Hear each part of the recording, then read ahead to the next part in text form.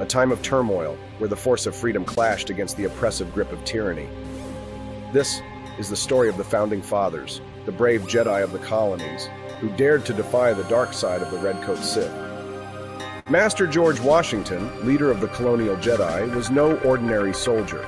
With a flintlock blaster in one hand, capable of delivering precise shots with the power of 1,000 musket balls, and a lightsaber forged from the ancient Liberty crystals, Washington was the beacon of hope in the darkness that covered the 13 colonies. And then there was Benjamin Franklin, the Yoda of the Revolution. Wise, cunning, and always a few steps ahead, Franklin's mind was sharper than his lightsaber, which he personally modified to discharge bolts of lightning, perfect for frying any Redcoat Sith foolish enough to cross his path. But the colonial Jedi were not without opposition. The Redcoat Sith, led by the Dark Lord Cornwallis, had crossed the Atlantic, bringing with them the dark side of taxation without representation. Their red lightsabers blazed like the very flames of oppression, ready to extinguish the light of liberty forever. The battles were fierce, and the stakes higher than the price of tea in Boston Harbor. At Bunker Hill, the colonial Jedi held their ground, their flintlock blasters firing energy bolts that could punch through the toughest redcoat armor. With each pull of the trigger, a burst of light and smoke, a fusion of the old and the new. And who could forget Thomas Jefferson, the Jedi Knight who penned the Declaration of Independence with one hand while wielding his lightsaber with the other? It was he who gave voice to the rebellion, declaring that all men are created equal, with the inalienable right to life, liberty, and the pursuit of happiness. Or, in this case, the right to take down a few Sith Lords. The final battle came at Yorktown, where the forces of light and dark met in a cataclysmic struggle. Washington and Cornwallis, Jedi and Sith, fought with the full might of the Force behind them. Flintlock blasters cracked through the air like thunder, while lightsabers sliced through the gloom, each swing a testament to the fight for freedom. And when the dust settled, it was the colonial Jedi who stood victorious. Cornwallis defeated, surrendered, and the force of liberty triumphed over tyranny. The Sith were driven back across the sea and a new hope was born, a republic where the force of freedom would reign supreme. But the story does not end there. Knowing that the dark side could rise again, the Founding Fathers in their final moments channeled all their power, their wisdom, and their hope for the future into one single powerful crystal, a crystal of liberty. They knew that one day the force of liberty would need a new champion, someone worthy to wield this ancient power and restore balance when the force of freedom was once again threatened. For generations, the crystal lay hidden, its power waiting for the right moment, the right person to awaken it. And then, one fateful day, it was discovered by a man named Austin Peterson, a libertarian, a modern-day freedom fighter who would fulfill the destiny set in motion centuries before. The crystal called to him, and with it, Austin took up the mantle of the colonial Jedi, determined to bring balance back to the force of liberty in the United States. Through his show, the Wake Up America show, Austin Peterson became the voice of resistance, the spark of rebellion against the creeping darkness of tyranny. With the power of the Founding Fathers' crystal, he fights not with lightsabers or blasters, but with the force of truth, reason, and unwavering dedication to the principles of liberty. So remember, young Padawan, the fight for freedom is never easy. But with courage, unity, and a little bit of force on your side, even the darkest Sith can be vanquished. May the force of freedom be with you, always. In a galaxy not so far away, but a couple of centuries ago, a great... Good morning. Rise in freedom. I'm Austin Peterson. You're watching and listening to the Wake Up America show on the 4 Liberty Network. And oh my God, thank God it's Friday. It's been a rough week. You know, I am the one who feels tired. Stephanie's doing all the work and she's beautiful and looks amazing. Stephanie, how are you doing? Hey, hello. Hello. I'm doing great. Yeah, this morning we were talking in the car and I was like, you know, we're really doing great. We're 6 weeks in postpartum. I'm like, we're really not miserable. And you're like, I am. No. I'm not miserable. I'm just lacking sleep. Yeah, just struggling with the schedule and all that kind of stuff. Because, you know, when it's new, it's hard to adapt to. We're already getting up at 4:30 in the morning, right? So typically I would take a nap in the afternoon to kind of help me to like make up for what I'm losing overnight, right? I try to get to bed at a regular time, but it's hard to do so. And I got meetings, trying to launch the new shows, and there's just a lot going on. But welcome to the show. We're here. I'm alive. All right. Sure, like a baby. this whole time management thing down. I feed Hazel about an hour before I have to do anything, and then she gets all nice and sleepy when it's time for the show. So it's great. We've got a lot to talk about this morning. Some good news, some bad news, some scary news, but no indifferent news. Donald Trump taps Elon Musk if he wins to head a Government Efficiency Commission. No offense, but it sounds like some fucking commie gobbledygook. Yeah, I was like, do we really need more? No, we don't need any more. We need less. No, God, no. I mean, if there's ever anything that sounds like worse, or like the biggest joke, because that's like the libertarian joke, is that, right, government needs to set up a commission on government efficiency to like do it. And then it's like the Government Efficiency Commission just decides to start like building trains or something like that. And then you need a check on the government efficiency, and then you need a check on the check of the government efficiency, and on it goes. Right. Exactly. And it's like, okay, so government efficiency means that Elon Musk, rather than privately build tunnels in American cities, is going to have the government do it and step in. And then that means it's all going to be now. Listen, you can take a genius like Elon Musk and put him in charge of the government, and it's not going to work. It's not going to work. I think Elon needs to be in charge of the Space Force. There you go. Well, you know what? Things like that. He doesn't have to be. Here's the thing. He doesn't have to be in charge of the Space Force because he's already doing such a damn good job in the private market. So it's like it's not that I think that I think poorly of them. Yeah. It's just that I think poorly of government and what government can accomplish. So here's the thing. Maybe it'll be awesome, right? Maybe it'll be great. I hope it will. It'd be nice to see some efficiency, right? But then again, I know that this is going to make me sound like an asshole. But I mean, I don't know if I want government to be more efficient, to be quite honest. Do I really? I'm glad we're not getting all the money's worth that we're spending right now.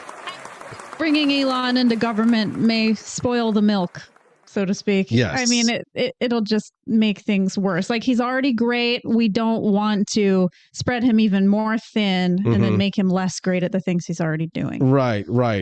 So Elon, and as I said in the chat, Elon doesn't want to take a salary for it. Good for him. Oh, yeah. That's great. But I mean, it's not about that, not taking the salary. The salary is not the issue. The salary is the problem is that the government exists. The problem, what we need is what Javier Milei is doing, right? What you don't create a new government commission. I mean, it's a commission, right? It does not like it's a permanent institution. It could go away potentially, right? So it doesn't have to be like another institution, but a lot of commissions ended up making recommendations, typically for bigger government. So something to keep an eye on, something I'm a little skeptical of. So, well, Trump said a lot of other things. Are we going to get into it in a little bit? Yeah, we are going to talk about it. That Trump is saying he's going to do. Yeah, let me set libertarian. Yeah, no, for sure.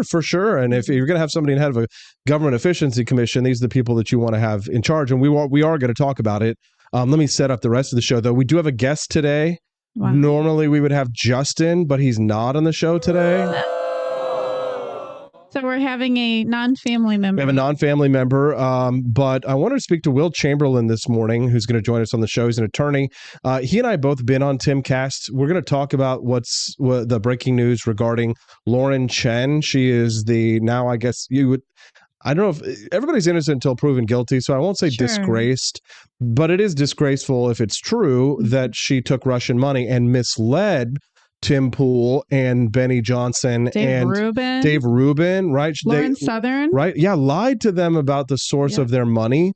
And now I see all the left is like dunking on all these guys and saying that they're taking Russian money. And in the sense, they can't deny that is the case. Yeah. I mean, in 2016, the Democrats thought Russia was involved. Right. And look, they are. Right. And here's the thing. Like, if I were them, and I'm going to ask Will about this, I would sue the absolute crap out of Lauren Chen. Right. See if that's even a possibility that these influencers can do. Right. Yeah. So we'll talk about that. Will Chamberlain will be on the show. Unfortunately, Justin will not be on the show, but we do have some fun topics and more interesting things to talk about at 8:00. We'll react to a John Stossel video this morning. Lies your teacher told you. This guy that Stossel interviewed has been on my show before. Really? Yeah, his name is Wilfred Riley. He's a professor. And he wrote a book, Lies Your Teacher Told Me. And he's come on to talk about it before. And Stossel finally interviewed him. But I really like the setup for the intros that Pocahontas wasn't a documentary. He's talking about Native Americans and like the history here in the United States. It came to my attention because those Native American guys that came on my show back when there was the Chiefs controversy last year, they kind of tagged me. They were a little upset about it. And they tagged me and they wanted to talk about it and stuff. But I haven't been able to engage with them just yet. So at 8 o'clock this morning, we'll talk about that. And then at 8:23, we've got Americans having fewer babies, which is interesting. We do have a baby in the studio.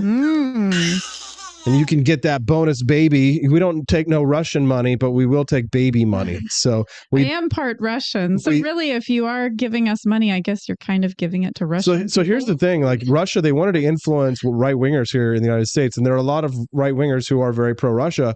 So if the situation had been for you, if you had been pro-Russia, they would have liked you until they found out that you were a Jew. Oh, yeah. My great grandmother was from Russia. She came over on the boat to Ellis Island. Because with a lot of this, pro-Russia stuff has been a lot of anti-Jew stuff. Right. Lauren Chen specifically. There's a lot of Jews in Russia. She started talking mad smack about Israel and Jews right around the time that the money started to come in from Russia. So and she was always accusing Ben Shapiro of this dual loyalty stuff, right? Where it's like, where you're Israeli first, you're not America first. And she's like trying to paint herself as being America first, but she's not American. She's Russia first. She's Russia first of all, because she took the damn Russian money. Allegedly. Oh, and also she's Canadian. Yeah, Canada first. Right.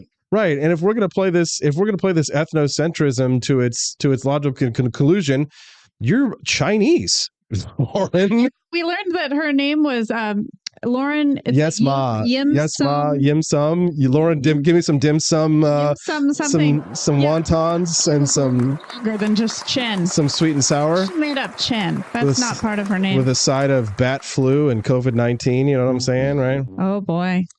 Yeah. So, if we're going to play the ethnocentric card, right? If we were going to play it, which of course we're not. You guys notice anything different about the Wake Up America show today? Is it maybe like my hair a little bit? Is there something a little? Do I look really sexy today, sweetheart? Thank you very much. It's not my hair. Thank you to glow to you. Thank you to Joni Rankin. Thank you to Quest Fanning. And thank you to John Rail this morning for the super chats. They $25 donated already. My goodness. Thank you. Yeah, Hazel is growing so fast. She's like already almost too big for her size 1 diapers. Yes. So I don't even know. We got to go to size 2. I'm laughing really hard at the comments already in the Rumble chat this morning. They're so funny. That's racist. Barney Stiles says, conservatives have to get paid to hate Jews, but progressives hate the Jews for free. So funny, Barney. Yeah. And then Dad Bod Baboon says, Lauren, love you long time. Chen. And then Mighty Megatron says, cream of some young guy. That is just, guys. That's racist. How dare you? Yes. We don't allow that. Why Asian people always change their name?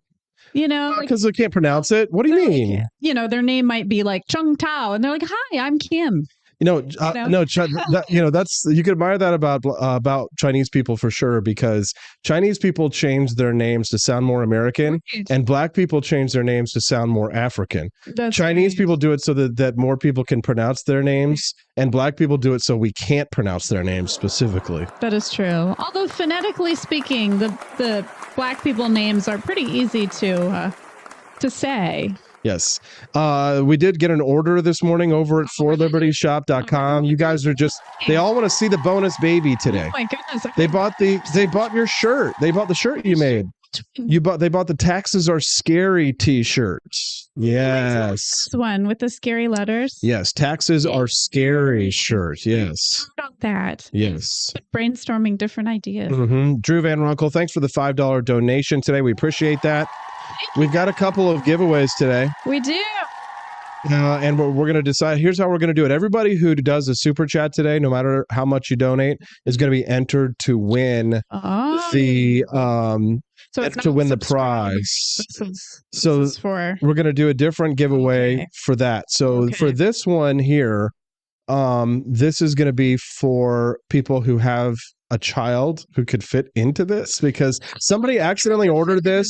Nobody's worn them because nobody could fit in them, but size these are. they're like extra small. Double check. But they're a pair of really nice American flag shorts. Can I see these? Yes, they're up there. Yeah, these are nice swim trunks. They're very thick, the Mhm. material. Yeah, it's size extra small, polyester, spandex, machine wash, cold cycle. Nice. They're made in Mexico. Yes. All right. Drew Van Runkle, see you later. They're made in America, North America. Drew Van Runkle points out why people name their kids stupid things too. It's true, but at least everybody can pronounce apple. Oh, absolutely. Right. Everyone can pronounce Hazel. Yeah, and as much as I love Penn from Penn and Teller, he did name his child Moxie Crime Fighter. Are you kidding me? No, it's a little rough. That's terrible. Yes, we love you, Penn, but sorry. Yes. Well, you taught me today what the name Winsome means. Winsome is a beautiful name. I never knew that the name Winsome really had a true meaning behind it in the dictionary. And we're talking about her because Lieutenant Governor Winsome Sears of Virginia, and who's been on this show, announced that she's going to run for governor of Virginia. Hey, finally a good person we can get behind. I know, dude. She's great. I really like her policies. She's got a good attitude of just a positive spirit. I think she'd be a great governor of Virginia, and I'd love to see what she does with it. All right. So just for the contest today, let's see what we're going to do. So everybody who makes a donation, a Rumble rant, or a YouTube super chat today is entered to win the American flag shorts. Hooray! And for many of you, you'll be disappointed because you won't be able to fit in them. I mean, I'm sure a lot of these people either have children or grandchildren kids, or nieces, nephews. They're brand new. Nobody's ever worn them. So we're going to maybe just lose a lot of weight and you can fit into these. There you go. Everybody who, I bet you were saying that Angela might fit into them yesterday, but I think they're too small even for him. Yeah. So we know somebody who's small. So if you make a donation today of any amount, then you're entered in to win the American flag shorts. Okay, cool. Awesome. Now, Hazel might grow into them one day. Right. For monthly subscribers, we have another giveaway today. Stephanie, you want to show them what they can win today if they're a monthly subscriber? Should I get down on one knee? People like L-Dubs, no. Will you marry me? It is a Smokin' George coin necklace. I have one. This one in particular is from 1995. So this is a real quarter. And it was carved out to look like George Washington is smoking. Yeah, something. and you can find these. Let me see it. You can find these in our shop. The one that I have is wow, dang, guys, you're going over the friggin' shop this morning. The one that I have is actually real silver because it's like a 1950s quarter. Mm-hmm. These are not real silver quarters, the ones that we're giving away, but they are beautiful. And you're going to win one today. It's George Washington smoking, and he's smoking something of dubious origin. Yeah. Let's see if the autofocus. It's definitely not a drug. It's definitely not a drug. Thank you guys very much for all of your purchases. Southcott just went over to the shop this morning. Yeah, they're blowing it away. I can't even keep up with it. Our buddy went over. Oh, he bought a Second Amendment sign, steel sign. Really? Yeah. Oh my gosh. Awesome. Whoa. I made a candy tax collector bag yesterday. I just went for it. It was cool. I saw you dropped it. Candy, and he's got 2 pistols. Mm-hmm, he's a little Larry. He's a candy tax collector. Yeah, he's perfect for Halloween time. Exactly. Indoctrinate your kids into liberty. So today, everybody who's a monthly subscriber is going to be entered into the giveaway. We will announce these giveaways at the end of the show today, so you got to stick around till the end. Again, if you want to be entered in to win the free George Washington smoking coin, which let me see if I can actually get, because now I have I guess I'll just tell them because it's hard to tell sometimes. The news? They don't know. So we have a brand new, beautiful 4K high definition camera this morning that we are. So we upgraded the studio. It costed you a lot of money. It did. Because here's the thing. It was like, buy another old crappy camera to send to Daniela for her show, Culturama, Yeah, on the now Fort you're Liberty giving Network. all this equipment to the people who have the new shows. Yes. And so you're losing some of your equipment. And Yeah. so you have to replenish. So I'm like passing out all this equipment and stuff like that. So I needed a new camera, and it cost a lot. I was like, let's get a nice camera, a really good camera that's versatile, that's also cinematic. And now you can actually see both television screens, which you normally couldn't see before. And we have autofocus. So when I go in and out, I'm going to try and bring this up to the camera for just a second. All right, here we go. And I'll play a little music while we do it. Okay, here we go. Yeah, you were really thinking long and hard about what camera to buy. I mean, you were stressing over it for sure. There we go. Look, it's focusing. Oh, so they can see every little detail of that coin. That's awesome. Oh, that's so cool. Yeah. So this is where all of your donations go. It goes to helping to buy equipment for our studio, helping to buy equipment for the new shows on the For Liberty Network. This is expensive stuff. Oh yeah, it's hella expensive. Just a camera phone. No, for sure. But we needed to upgrade because I had to give cameras away to the other guys to send them some of my equipment. And we're growing. It's a sign of growth. It's an investment. And all of your donations, guys, that you make here, Rumble Rants, they of course absolutely go to invest in the studio as well, but they also go to milk in the baby's bottle for sure. So we appreciate. Yes, she is going through formula like crazy. So just FYI, if you want to be entered into that drawing to win that George Washington coin that you could see in beautiful HD with a nice autofocus lens, then make sure that you become a monthly subscriber by the end of the show. You can do that in a lot of ways, but the best way to do it is go to wakeupAmericashow.com/support. Okay. And over there, if you donate $17.76 a month to help us grow and to offset costs like this, then you are also on our Christmas card list. Oh yeah, we'll be getting those started soon. Yes. I start doing my Christmas cards in late October, November. Yeah, and everybody who is a $17.76 a month is part of the family Christmas card list, and everybody who's a monthly subscriber also gets 20% off at the shop as a whole while you're a member. So. L-Dubs, we're going to go to Will Chamberlain here in just a couple minutes. L-Dubs78 donated $10. Thanks, L-Dubs. You're in the drawing. Says he has something to disclose. My real internet name is L. Barishnikov Dubs. So I am an evolved Russian bot. Coming out with our real names today. That is so funny. I'm glad you all are having fun with our topics. Yes. Floby Tenderson is looking up. He wants us to look up order 3839 from August 20th to ship. Oh. So thankfully our 3839. Or order 3839. Thankfully, when you see AP for Liberty Shop in the chat, that's our staffer, and he can check out that number. Run that number for us, so he'll find it out for you. Floby. Is AP for Liberty in the chat right now? Yeah. Oh, that's so funny. Our staffer, yes. So wow, we have great customer service. We have killer customer service. Yeah. And we're gonna get you figured out. All right, Floby, don't worry about it. We'll get you taken care of for sure. We always strive for 100% amazing customer service. Less than 10 minutes, we're going to speak to Will Chamberlain about the Russia allegations. Russia. Yeah, and we want to be very... like the Brady Bunch. That's definitely. Marsha, but Russia. I love you. I love you.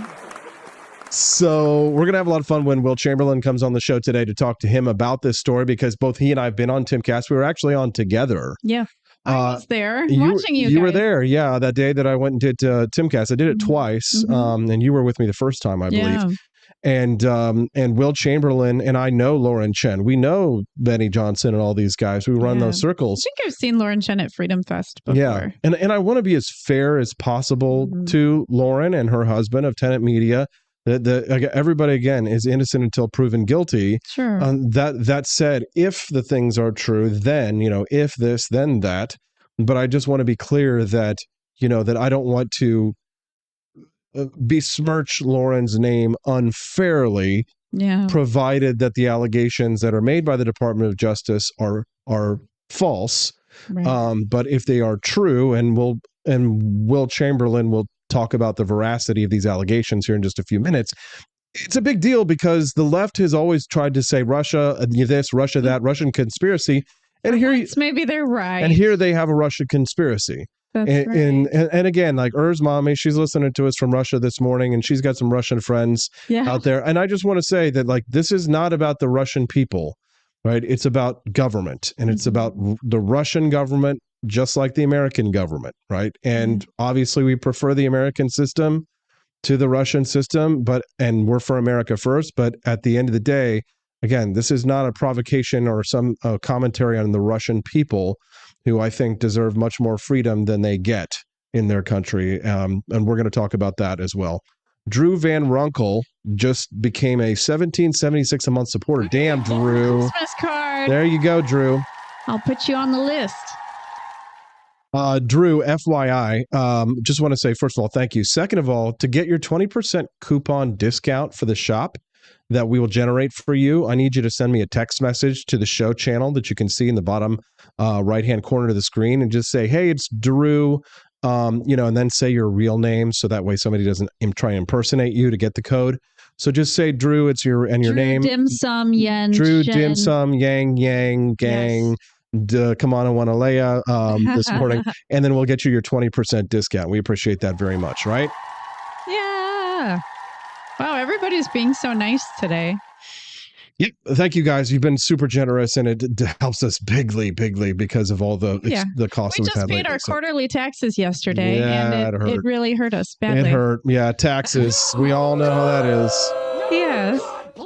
We get to pay our taxes four times a year. No, 5 times a year. Yeah. Yes, we pay them quarterly and also on tax day. Yep. We're going to go to commercial break. When we get back, we're going to talk to Will Chamberlain about the newest Russiagate on the Wake Up America show on the 4 Liberty Network. Don't go away.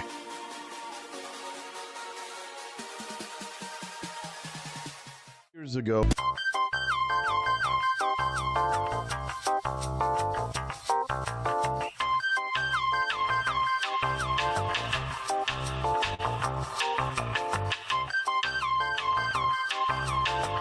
Welcome to a world of vocal discovery at Peterson Voice Studio.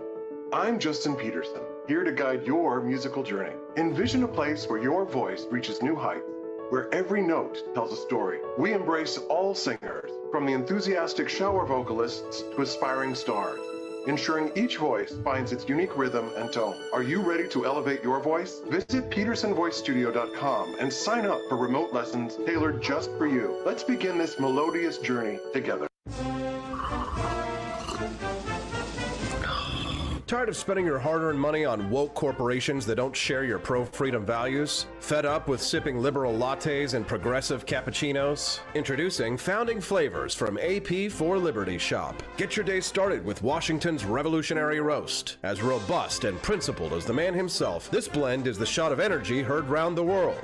Or maybe you want to taste the fervor of freedom with Adams's Patriotic Perk. It's as dynamic and balanced as the U.S. Constitution, sure to awaken your spirit of liberty. For the aficionados, we've got the Jeffersonian Java, a complex mix of flavors that speaks volumes about your refined tastes. And don't forget Betsy's Liberty Lullaby, our decaf option, crafted with the same care and dedication Betsy Ross put into our Star-Spangled Banner. This blend lets you enjoy the taste of freedom anytime without losing sleep. No woke beans here, folks. Just pure, patriotic, pro-freedom flavors brewed with love for liberty. So why compromise your principles for a cup of coffee? Stand up for your values, perk up your patriotism, and start your day the American way.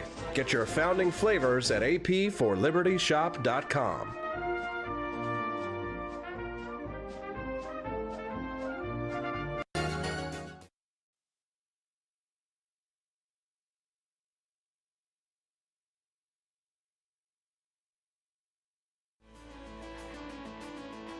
Good morning. Rise in freedom. I'm Austin Peterson. You're watching and listening to the Wake Up America show on the new 4 Liberty Network. 2 new shows coming this fall, courtesy of the extreme generosity of supporters like yourselves. Thank you guys so much for all of those wonderful donations this morning.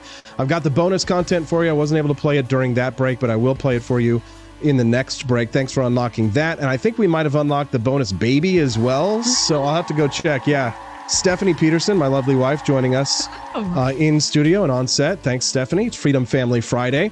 And normally we would goof off and talk to my brother about, anything politics, Disney. but it's such a big story that I've got to cover it. Allegations flying about new Russian conspiracies against the right. And before you roll your eyes and suggest it's another Democrat hoax, this one involves some people that me and my next guest know personally by name. My next guest, Will Chamberlain, joining us now. He's an attorney. We were both on Timcast, I think like a year or 2 years ago, and he's joining us live this morning. Good morning, Will. Definitely Russian money flowed into their bank accounts. Is that about right? That's about right. I mean, obviously, it's all allegations now, but I will say the indictment contains sufficient detail in the terms of recordings of text messages, of Discord chat logs, of actual documents, contracts that the feds clearly had access to, that you kind of have to look at and say, okay, they haven't proven it, but they wouldn't allege the existence of these documents in the specific terms and the specific quotations unless they had the goods in this case. But yeah, I think that's the right way to look at it. What the indictment alleges is not, it's not actually particularly critical of anybody other than Lauren Chen and her husband, and the Russians. It's the basic scheme here is that Lauren was recruiting talent for Tenet Media, and offering big money. And then people were asking, okay, where's the money coming from? And she and her Russian backers were essentially, it's not clear who exactly knew what, but her Russian backers were fabricating documents to establish the resume of some guy named Edward Gregorian, who apparently didn't exist, to deceive people like Dave, Benny, and Tim into thinking that this money came from a wealthy European financier rather than the Russian state. And even Sebastian Gorka was talking about this publicly, sort of chastising Lauren Chen, saying that he had gotten this offer, but he was smart enough to not take the money because it seemed suspicious to him that it would be so much money for videos that got 8,000 views. I saw you retweeted somebody who said worst Russian disinformation or influence campaign ever, because the videos that they were spending hundreds of thousands of dollars to promote, nobody was really even that interested in. And I guess the question is, what a lot of people were confused about was were these influencers paid to create pro-Russian content, or was the content that they were creating pro-Russia and then Russia wanted to pay to amplify it? I don't know if you would say the content they were creating was pro-Russian. They'd all expressed heterodox, I think you could say to a person, they all expressed heterodox views on the Ukraine war, right? And it's not clear to me that Russia had any say about their content or the videos or the live streams they were making. But I think Russia was, the way I look at this, it's less sinister than people realize, because I think you have to realize this isn't like the most advanced influence operation in the world. This is XRT people who are then trying to do something new, and they're bragging about how we're doing it covertly, but like it's amateur hour because they're doing it using services that the United States has obviously has Discord. Like the United States can get your Discord logs via FISA and the NSA for sure. So if you're a Russian a Russian employee of the Russian state government and using Discord chats with the United States nationals, the NSA gets it, and they're gonna take a look. So it's kind of amateur hour. And so what I think this is the RT people trying to justify their own budget and their continued employment with the Russian state. Because if you remember, after the Ukraine war started, RT got dropped by every distributor in the United States. I don't know, probably pressured by the government, but they were certainly dropped. And so if you're an RT employee, your employment's at risk because your whole influence operation just evaporated into thin air. So you got to figure out a way to justify what is certainly a very large budget. Even I've heard from people, when RT was an active enterprise, they were paying big money to American commentators just to appear and be contributors. So I remember I was running in that circle, and I was warning my fellow libertarians about that network. I did appear on that network. They never offered me any money. I never took any money. My job was to go in there and kick Tom Hartman's communist teeth in when I would debate with him on the regs. But I remember specifically there was one libertarian by the name of Adam Kokesh who had his own show on Russia Today, and I was like, you need to be very careful about these individuals, right? And I'm labeled a neocon, right? Because I'm like, trying to tell Americans that maybe taking, government, just because the American government is bad doesn't mean that the Russian government is good. You shouldn't be taking money from the Russians directly, right? But in this situation, there was what I believe to be fraud. And I want to ask you my next question here, because if Tim Pool and Benny Johnson and Dave Rubin were defrauded, they should sue the absolute shit out of Lauren Chen and her husband and Tenet Media for essentially, tarnishing their reputations. Wouldn't you? Yeah, correct. That's what I think.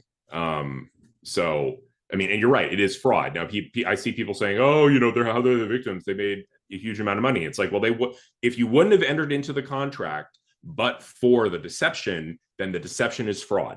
Right. And so, trust me, I think, all of them now, knowing what they know now, would happily hand back every dime. To me, it's clear fraud. Lauren Chen is responsible. So, but she's also, I mean, it's unclear whether she's cooperating or whether she is the target of this investigation. And they're waiting to indict her because they want to indict her on more serious stuff than merely the FARA violations.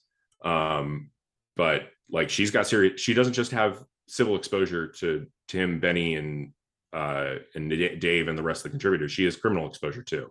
That's a big deal. That is a big deal. And go ahead, Stephanie. You have a question? This is my wife, Stephanie, by the way. Will, go ahead. Do you think the influencers that are victims would have to give the money back once everything is said and done? I don't think they will have to, in the sense that I doubt this is like a bankruptcy situation where, there's like a bankruptcy trustee clawing back the very last transfers made by the bankrupt entity to equally distribute them among all the creditors. So I don't think it's like that. And I don't think, because they don't have any established wrongdoing between, by any of the commentators, they don't have any way to take that money back criminally. Right. So I think that the odds are that the government won't impose any obligation on them to return the money, because again, who are they returning the money to? It's like, and they can go after Tenet. And I think that the end result will be, if this money, like whatever money was given to the commentators, they'll hold the Tenet people responsible for and the Russians responsible for. So they'll say, we can go after you for what the amounts that you laundered to them. Right. Next question. Some of this is a delicious irony, Will, because as you and I know Lauren Chen quite well and follow her, I've been on her show before. She invited me on to debate the Israel-Gaza conflict back when it was fresh and, after October 7th. I was shocked at some of her views, being a conservative Republican as she claimed to be, in regards to Israel, which, I know many people who are critical of Israel, not because they're anti-Semitic, but it seemed like she was jumping onto the Groyper train to a large extent, which was shocking to me. So an anti-Israel view, and then she became very anti-Trump. It was like she seemed very normal, and then all of a sudden she got really weird. Did you notice that as well, Will? I noticed that. Did you notice that? I noticed it. It's very strange how that just happened all of a sudden. She seemed totally like a normal new right conservative, and then, sometime after 21-22, which coincidentally in the indictment is apparently when she began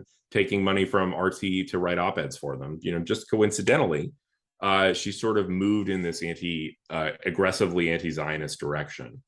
And, there's just a lot of tweets from her that are really embarrassing. In retrospect, there are a lot of them talking about dual loyalty and, AIPAC money and all this. And I'm like, girl, you were taking Russian money. Nobody told you had to take Russian money. You were doing it in secret. I don't think anybody was aware that she actually, some people would have been aware that she had some op-eds posted on their website because that was public. But I don't think many people were aware that she was taking money from the Russian state, even as early as 2021. And certainly nobody knew that Tenet was a Russian op.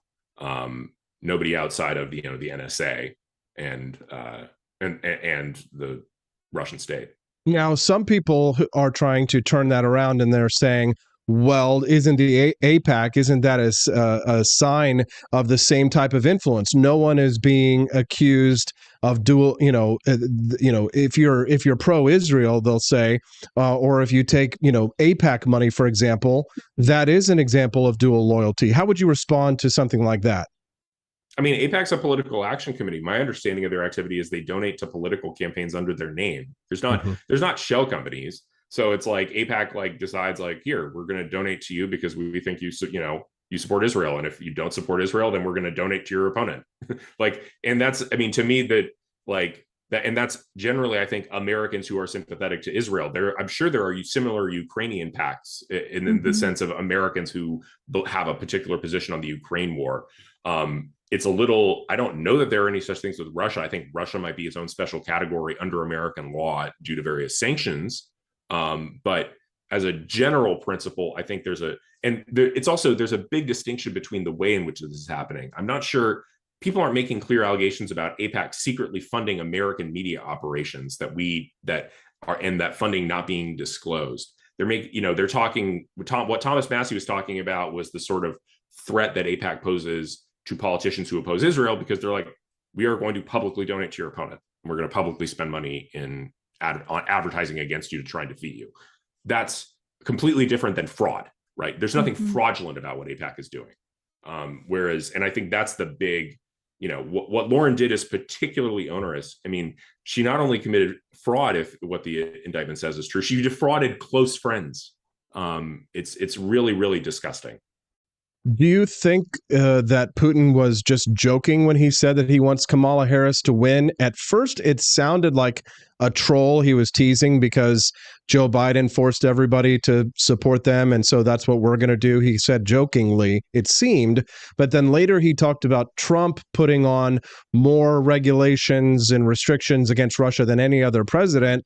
So they're supporting Kamala Harris, which makes me wonder, is that the case? Was Donald Trump tougher on Russia than other presidents? And would Putin support Kamala Harris maybe because he sees her as a weaker opponent?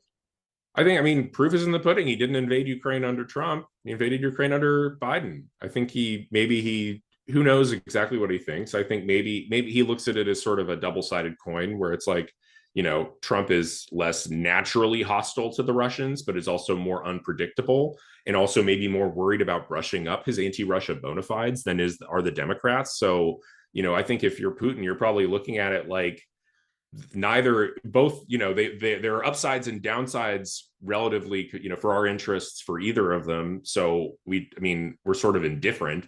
And so he's happy to just be funny and be like, whatever, Kamala, Trump, it's going to be there are problems and benefits either way. And so the real answer is he just wants to create division and divide our country. And I think this is another example of that, where RT is trying to sort of get his message out and they're sort of indifferent to how. Democrats have been accusing Republicans of Russian collusion. There was a massive hoax that was leveled at the president of the United States. But they've been saying that right-wingers in the Republican Party are ostensibly, many of them overtly pro-Russia, like that Lauren Witzke chick that you posted the meme showing that she was retarded. She very clearly is pro Vladimir Putin and anti-West. And it's all because of the global homo agenda. On one hand, the arguments that you'll see made are very similar to, for example, Will, the argument that the character who appeared on Tucker Carlson's show is made in a meme. You might have seen it. It shows Hitler's invasion of Paris, where Hitler's walking under the Eiffel Tower on the left, and it shows the drag queens at the Olympics in Paris on the right. And in comparison of these two pictures, Tucker Carlson's recent guest on his show suggests that the left is infinitely preferable to the right. In other words, that many of these, quote unquote, America firsters remind me a lot of the America firsters from the 1930s. Will, for example, if you know what I'm talking about, the German American Boone types, for example, and that their argument is essentially that because of the hedonism, the decadence of the West, and because we don't take drag queens who try and read school books to children, which I find to be moral abhorrent. We don't take them into the streets and beat them or send them to a secret prison or set up a gay Gestapo, if you will, to turn a phrase, to send them to jail for their homosexuality or punish them as they would do in Arab countries. But in other words, that people like these Lauren Witzke characters and many of these pro-Russian and anti U.S. and anti-Israel influencers, modern American Republicans, if you can believe it.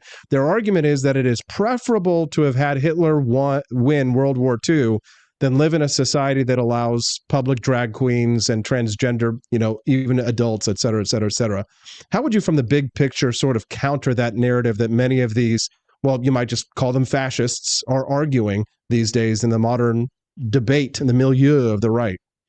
I mean, it's just, it's wrong at a very deep moral level. I mean, the Nazi, like, do we have to explain why the Nazis were bad and why the Holocaust? Apparently we do. It's funny, but they're making the argument seriously and to audiences of millions, people like Candace Owens and others. Yeah. I mean, there's the 6 million dead aren't a joke. I mean, and that was, people who are saying, oh, Hitler didn't really want to do that or something, or, it's in Mein Kampf. He blamed the German loss of World War I on international Jewry, and you just have to look at the propaganda that they put out. I mean, they came up with the final solution to the Jews at the Wannsee Conference. I'm a descendant of a German Jew who escaped in 1936, was one of the last people to get out. But her entire family tree just evaporated, vaporized by the Nazi regime. So it's wrong. Like, and it is, I'll say, there's this weird sort of paleocon view that it's like, oh, we could have avoided this war. And I mean, there's an intelligent discussion that says, like, it wasn't obvious that we were going to be able to intervene and succeed until the Soviet Union came in. I actually, my dad found a really interesting letter written by my grandfather in 1940. This is post, German takeover of Paris, but pre-Pearl Harbor. And he was doing an analysis of what it would take for the Americans to intervene and succeed, and like laying out the costs. And he was like, this would cost, $100 billion and millions and millions of American lives, because it would be us and the remainder of the UK versus all of Europe, effectively. That was the basic calculation. And he's like, that is a completely unreasonable ask for us. We should it's not should or, it's not our like, oh, are the Nazis good or bad? It's like literally under the current circumstances, the cost of going to Europe and trying to defeat the Nazi regime on our own is absurd and just not worth paying. This is once Hitler invaded Russia, the calculation obviously changed. So that's like the interesting sort of debate. There's lots of interesting kind of revisionist the drag queens and the transgenders and the moral decay of the West. Wouldn't it have been better if Hitler had taken over and then he would have killed all the drag queens and sent them all to the camps? There's problems on different scales. This is a social problem that is actually solvable in our world, I think. Right? Like we could solve that one democratically. We have solved it in a large scale in Florida, for example. Like, okay, you can't do this stuff anymore. The only thing you can do is you can do some First Amendment protected activity, but you can't. Those books are out of school libraries, and the Democrats are furious about it. Like, great, we at the local, these are issues that can be resolved at local levels, at the state level, and it's not the end of the world that this is happening. So we can fight left-wing authoritarianism without turning to right-wing authoritarianism. Correct. Is what you're suggesting. Broadly speaking. I mean, I still like joke about wanting to put journalists in jail, because especially when because we need a special jail for them, like as was said. All right, we'll have to send you down to Brazil. I hear they like doing stuff like that. Will, this is a great conversation. I wish I could have it for hours. There's a million other things I'm thinking of that I could ask. Stephanie, do you have any other questions before we let Will go? We don't want to monopolize this time here today. He's a busy man. Oh, no, I'm just so curious why more liberty-minded people and conservatives just love Russia so much. Right. Yeah, I was going to ask you, Will, like, what is the obsession on the right? Tucker Carlson goes to Russia and says tries to convince us that it's really nice there and the grocery stores are great and all the kind of North Korea. Yeah, it's kind of like that reverse moment where the prime minister of Russia came to the United States and looked at our grocery store and was like, oh my God, they have so much variety. But I mean, what is this, Will? Where is this coming from? I actually have an interesting answer to this question. I think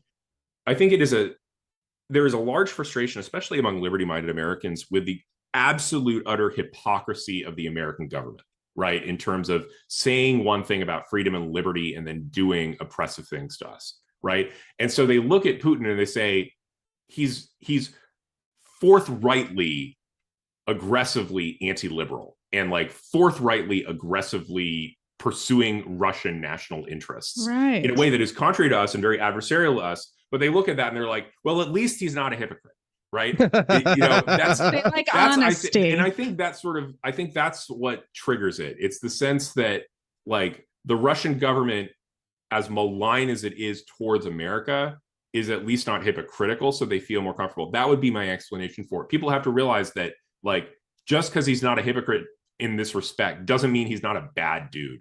It doesn't mean that the Russian regime isn't trying to mess with us and make our lives miserable, and we don't want a world where they're like they have more influence than us, for example. So I think that's you have to. Our regime, by being so actually thoroughly democratic, is going to be more hypocritical. I think that's something people have to realize, that that's part of the package of a situation where we do get to pick our leaders that way. Will, I'm always really impressed with your takes and inspired by them in many ways. And I'm glad that we could finally get together and have this kind of one-on-one conversation here on the show. I know it's super early for you, so thank you for being so generous with your time. I'm grateful for that, and I look forward to hopefully being on another talk show with you soon, or maybe you come back and talk to us again sometime. All right? Absolutely. Thanks for having me. Have a great morning. Thanks very much. Let's give it up for Will Chamberlain. Make sure you follow him over on x.com as well. It's just his name, Will Chamberlain, at Will Chamberlain. Make sure you give him a follow. We've got a huge audience this morning. So yeah, it's 1,700 over here on Rumble. And we've got, Rumble is giving us some front page love today. Woohoo! It's the Russia stuff. Russia. It's just libertarians just love their principles so much. They're just like, I value honesty so much that I want somebody who would take away all of my liberties, but be honest about it. Well, some of them are really just trolling, Stephanie. Like a lot of it is like contrarianism for the sake of being contrarian. You have to understand that not everybody who like says they're a libertarian really is a libertarian, right? Not a real libertarian, Libertarians always like to go against the grain. Right. And of course, yes, counterculture. And Murray Rothbard actually had a name for what this is. You know what he called this? What is this? He actually called this Luftmenschen. Oh, wow. I've never heard of that before. Yeah. So it's like the idea was if libertarianism ever got popular, they would oppose it. Let me pull. Libertarians would oppose libertarianism if it ever got popular. Do you're laughing, but how have many libertarians treated Javier Milei, for example? Oh, they don't like him. Exactly. They're very much against him publicly. There you go. So libertarianism got popular and successful. There's an example. We don't really want what we're fighting We for. don't. No. Some of us don't. Some of us don't. Some of us actually do not want it, right? So while some radical libertarians eschew politics together, this is my friend Jack Hunter writing this. He's a great guy. Yeah. He says that some libertarians eschew politics altogether, believing it compromises their philosophical purity, or that education alone will bring a majority of people to the philosophy of liberty. Rothbard disagreed. He wrote in 1981, the year I was born, I see no other conceivable strategy for the achievement of liberty than political action. Religious or philosophical conversion of each man and woman is not going to work. That strategy ignores the problems of power. The fact that millions of people have a vested interest in statism and are not likely to give it up. Education is vital, but not enough. Action must be taken to roll back the state. He says, for liberty to triumph in the United States and eventually throughout the world, libertarianism must become a mainstream movement, converting, if not a majority, at least a large critical minority of Americans. That'd be great. But he says, here we face an inner problem and a paradox, not only for libertarians, but any radical minority ideological movement. For marginal movements attract marginal people. Yes, it does. The outcasts of the world. That's right. Such movements are filled with what the Germans called Luftmenschen, people with no steady jobs, incomes, or visible means of support, the sort of people who instinctively alienate the mainstream bourgeois Americans like us. Well, I guess we're not really that bourgeois, but not so much but people who are like us, who aren't like, that are normies, that are not political, right? Right. Americans, so the sort of people who instinctively alienate regular people, not so much by the content of their ideas, but by their style, their lack of moorings, and their counterculture, right? In other words, we want to legalize weed, and instead of like working through their legislature to try and make it happen, they go out and they blow smoke in babies' faces. Right. to try and piss people off, right? Try to sell cocaine to 5-year-olds. Exactly. And it reminds me of an old quote by, we're getting real nerdy today, by Frederick This Bastiat. is so interesting, though. I'm just fascinated by this concept. Loof mentioned. And Frederick Bastiat had a quote that Justin Amash used to like to trot out. It says, the worst thing that can happen to a good cause is not to be skillfully attacked, but to be ineptly defended. Meaning that if you're fighting for a good cause, it's like the mistakes that you make, right, in defending your cause, right, that is the worst thing that can happen. It's not that their attacks are so good, it's that you're terrible at defending. And the libertarians are terrible at defending They're terrible at defending their ideas. We're terrible at fighting for They're bad ideas. at their marketing. Right? Some of us don't like eschew politics altogether. Murray Rothbard did not. He was an activist. He got out in the streets. If you're really into this nerdy stuff and you want me to continue, I can. But there was this activist group called the Circle Bastiat, totally awesome. Him and Leonard Liggio, whose office was next door to mine at the Atlas Foundation. In 2009, when I worked at Atlas, Leonard Liggio, who was Rothbard's buddy, was right next to me. I had no idea who he was at the time. And then I read Murray Rothbard's book, I think, Betrayal of the American Right. Yes. And in it, he talks about the Circle Bastiat that he founded with Leonard Liggio.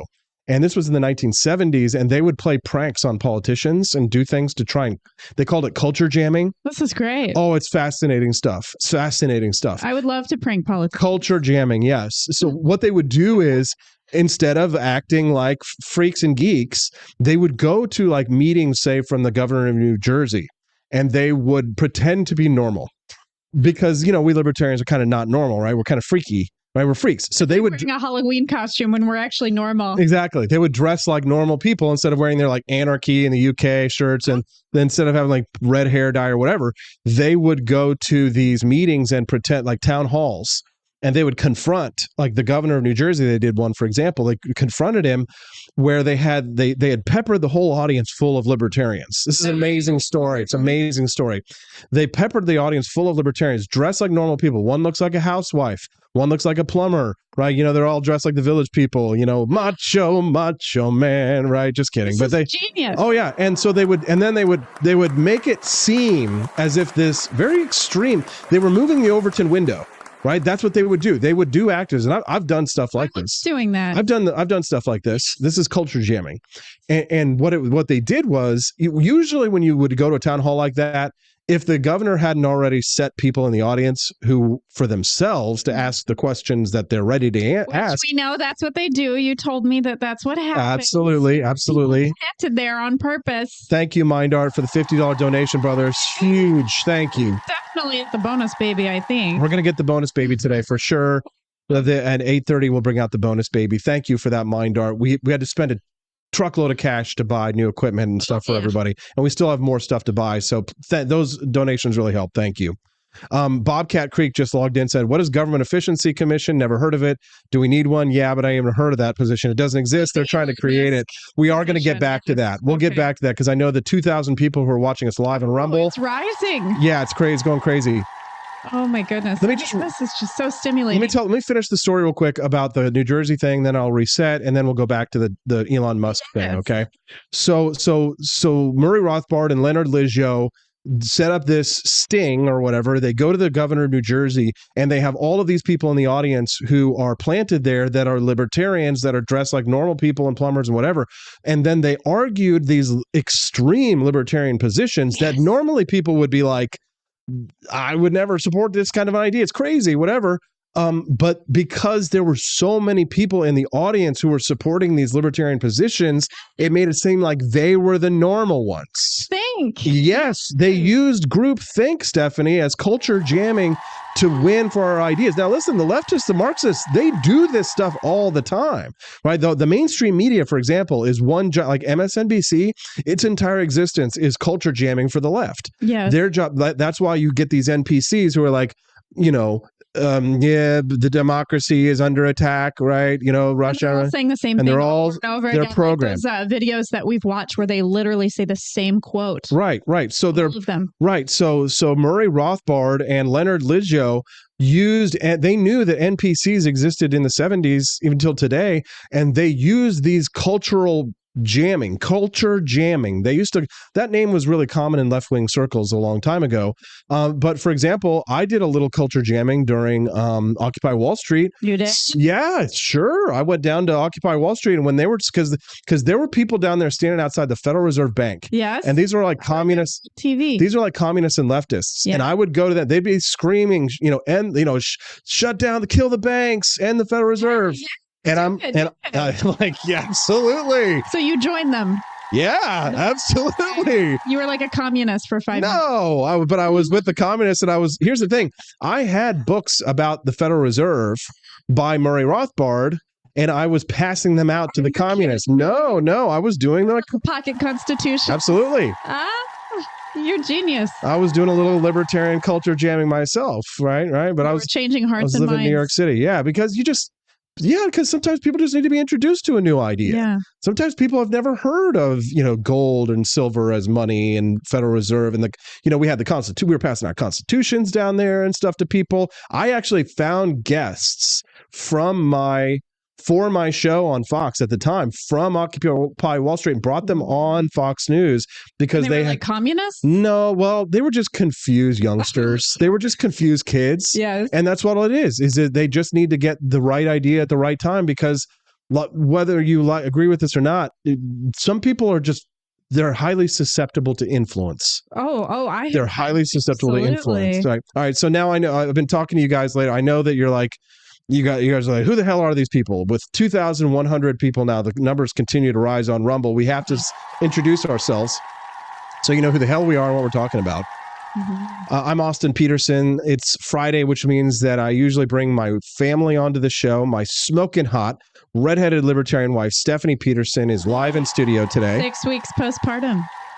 And our baby Hazel Peterson is backstage right now sleeping. Mm-hmm. Joni Rankin asked if I grew dreads when I went down, dreadlocks, to go down to Occupy Wall Street. No. But I definitely acted undercover, but it was for liberty, for capitalism and freedom. I love this idea, and I really hope that more libertarians continue to do this. This is a black ops. So this is special forces. This is not these kinds of the culture jamming stuff for liberty, for limited government and stuff. I can't just take a team of people and randoms off the street. I have faith in libertarians that they can act normal. I'm sorry. Exactly. They can't be normal even exactly. when they're It takes interpersonal skills. They would need serious. I don't know if I can find 5 libertarians that have the social skills that are necessary to do the culture jam. Just saying. Sorry. I love you guys. They're my people, but this is honesty here. Yeah. Eric Wilson Live says Occupy was a reasonable outrage that was poorly executed. No, it's true. And they took us over. And I could bitch about what happened and how the elites divided the Tea Parties against the Occupy Wall Street. So we should have teamed up. But in some ways, I actually feel like Donald Trump and Robert F. Kennedy Jr. teaming up is kind of that to some extent. I feel like Robert F. Kennedy Jr. kind of represents the Occupy Wall Street types. Absolutely. Right. More left libertarian types than left authoritarians. So anyways, we'll talk about all that kind of stuff. I just have to say thank you very much to rumble.com for featuring us on the front page today. It's huge when we have this amount of people. We're a small business. Me and my wife, Stephanie, we run this podcast, the Wake Up America show, and we do this show 5 days a week, Monday through Friday, 7 to 9 a.m. Central Time. And we're trying to spread the ideas of freedom, talk about the news, entertain people, make sure that people are having a lot of fun in the mornings. So if you're looking for a good show to start your day, today is just one of 5. So 5 days a week, you can come back and join us on the show, hang out with us again, Mondays through Fridays, 7 to 9 a.m. Central Time. In order to find us more easily, click the follow button. If today's your first time watching the Wake Up America show, click the follow button underneath the show and then come back and join us regularly. We'd love to hang out with you guys, and we'd love to make friends and just kind of, basically just, be hanging out in the morning together. Oh, yeah. We just passed our 2-year anniversary of the show just this week. And it's amazing to see how much we have grown. I mean, you used to be on YouTube, and then they demonetized you, and then we came to Rumble. Rumble saved welcomed us with open arms, and they've been so great to us. Rumble saved my butt, and I can't say enough nice things about him. We are going to get back to the topic of Elon Musk and Donald Trump's efficiency thing. Just please be patient, hang out here. while we get back to that. We're working our way back to it. I know that for the people who are tuning in, you want to hear that topic, and we are going to discuss it, but just please bear with me for a moment, because I want to remind people about our buddy Mike Huckabee, who has the Kids Guide to Donald Trump. You were excited about this, Stephanie. Yeah, I get that book. Yes. It's for free. It's free, yes. So thank you to rumble.com. Yeah, so grab your phone. You're going to want to write this down. So the Mike Huckabee's team put together the Kids Guide to President Trump. Now we've got little baby Hazel, and we want to read this to her. And you can get it for free. So a free copy of A Kid's Guide to Donald Trump right now is available, and it helps kids understand his goals for 2024.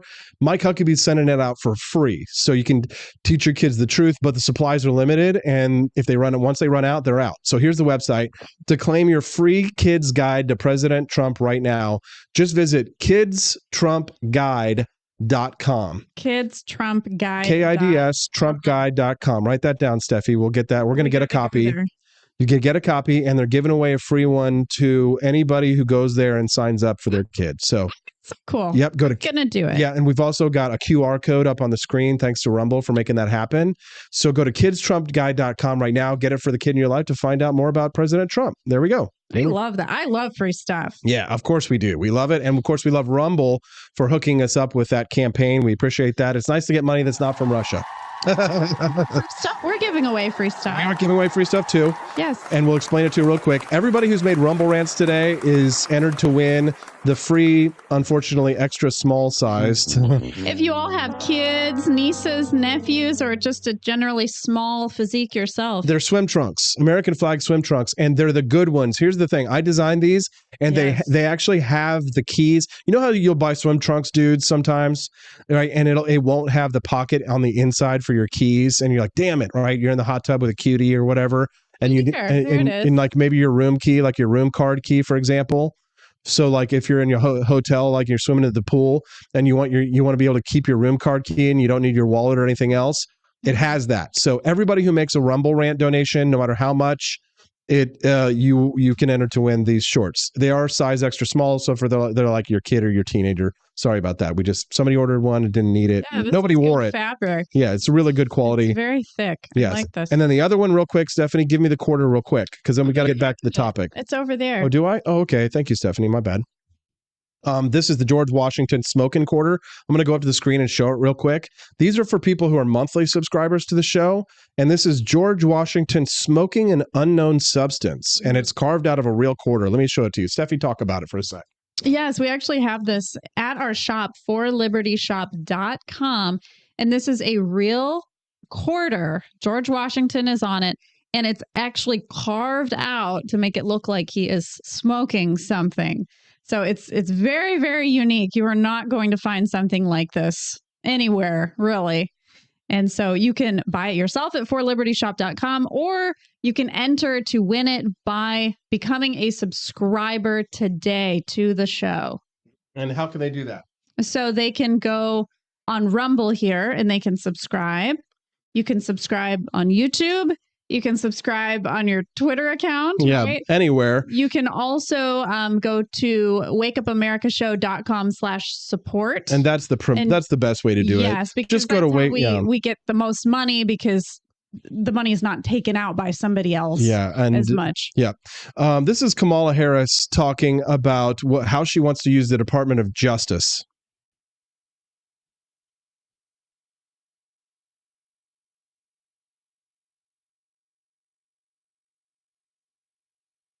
Rights Division and direct law enforcement. So they didn't hear the beginning of that. Let me play it again. And will put the Department of Justice of the United States back in the business of justice. We will double the Civil Rights Division and direct law enforcement to counter this extremism.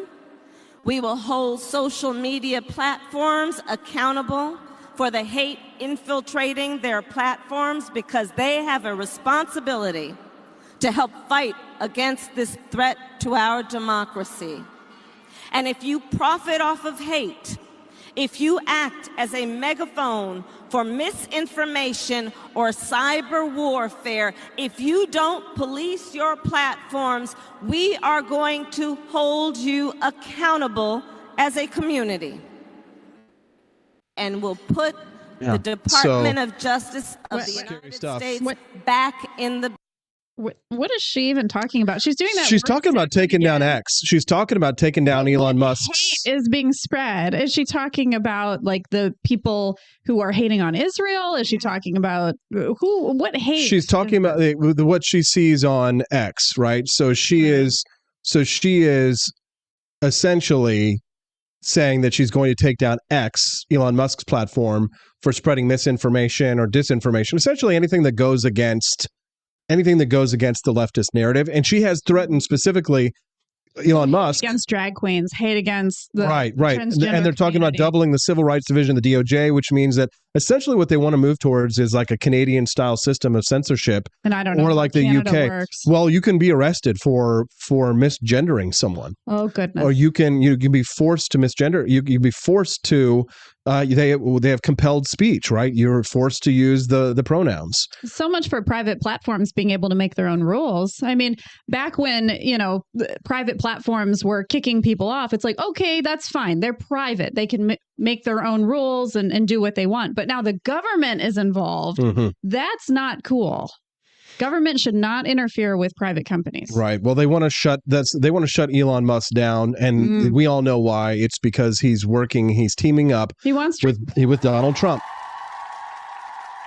Wow. Trump says he'd create a government efficiency commission led by Elon Musk. And while I want to be, hopeful and keep fingers crossed that something like that would work out well, and what they are proposing sounds amazing, I try not to get my hopes up as much these days so I don't get it dashed, right? But it's government commission to audit the entire federal government. God bless them. Do it. Yeah. I mean, I thought people were auditing it already, but I guess not. There's nobody checking. Well, no, the government. Pentagon actually had their very first audit for the first time since like before 9/11, just like this Goodness. last year. It's been 20 some odd years. Yeah, but fraud and improper payments, says Donald Trump alone, cost taxpayers an estimated hundreds of billions of dollars. The commission would recommend drastic reforms and develop a plan to eliminate fraud and improper payments within 6 months, which he said would save trillions of dollars. He also promised to cut 10 government regulations for every new regulation implemented if he's elected in November. God bless him. Like Javier Milei. He's like, cut regulations. Well, Javier Milei says, so Trump says he'll cut 10 for every new one that's implemented, but Javier Milei says just cut the 10 and leave it all, Yeah. Afuera. So it all. Exactly. Chainsaw it. Goodbye. Trump just needs to get out the chainsaw. Yeah. That'll make him popular. There you go. Yeah. Oh, dude, can you imagine if Donald Trump did like a Javier Milei team up? Javier Milei might copy Trump. Trump needs to copy Javier Milei. Yes, that would be amazing. Danny. I mean, I think I trust Elon Musk to do the right thing. I mean, it's not about more government things is not good, but I feel like Elon would try to do good things, right? Well, here's the thing. That's kind of the problem, right? And maybe it's because we're ideologues and we believe in, libertarianism, and this is like it's poisoning our way of thinking. Libertarianism is good. Well, here's the problem. It's not it's not about the smartest guys in the room being able to run things. Smartest guy. Yeah, it's not that's not the problem. The problem is the centralization of power. Right. The problem is that there are two. The problem is that the smartest guys don't know how to run our lives for us. No. Right? They don't know how to plan our lives better for us. The proposals that are being made by the Government Efficiency Commission sound great. Yeah. They sound libertarian. They sound limited government. Right. I hope they implement them. I hope that everything that they're saying, the way that they've described it, goes exactly according to plan. It never does, but you want to shoot for the stars, right? Do your best. Right. Right? Go for the moonshot. And I hope that happens. However, frequently, even the best laid plans of mice and men can fall apart because government itself is inefficiency. So, the way how could this go wrong?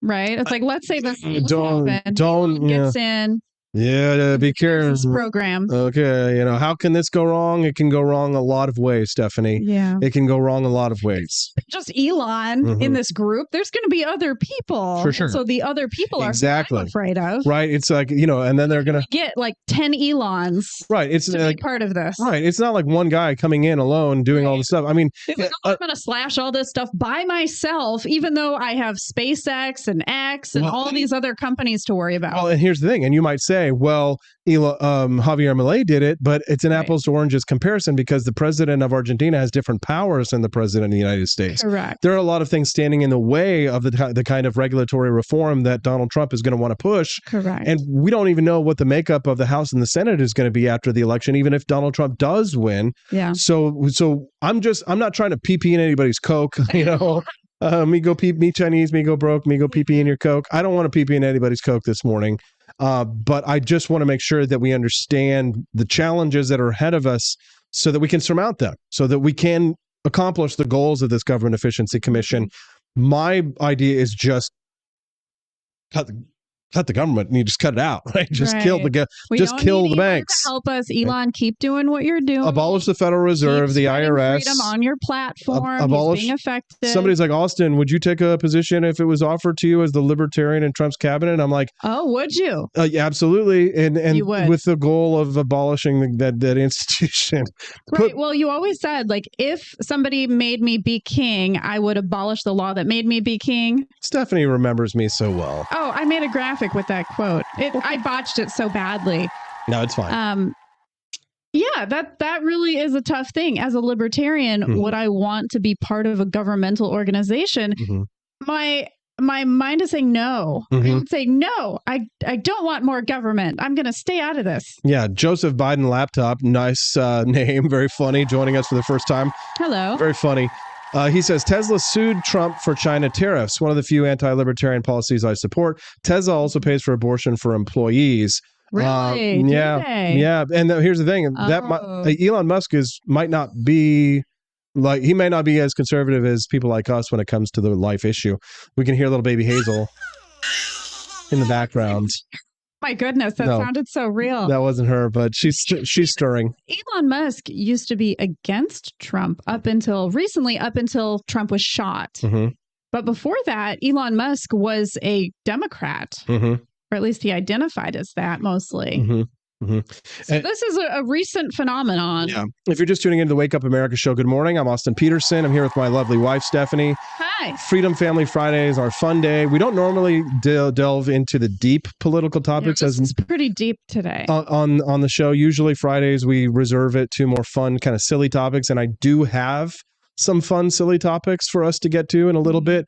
But right now we are covering this big story because this is what everybody's talking about this morning. Earlier on the show, we spoke to Will Chamberlain on the Wake Up America show about the allegations of conservative influencers taking Russian money. That was a great interview. And if you missed it, you're definitely going to want to rewind it back if you can and go back and watch it later if you can, because we got a lot of great content today. And we appreciate you watching. Please click that like button right now. And if it's your first time here and you're enjoying the content, then give us a subscribe. What do you say? Okay. Yeah. This whole Lauren Chen deal, if it's true, it really makes me lose hope even more in humanity. We didn't even talk about the fact that she got fired.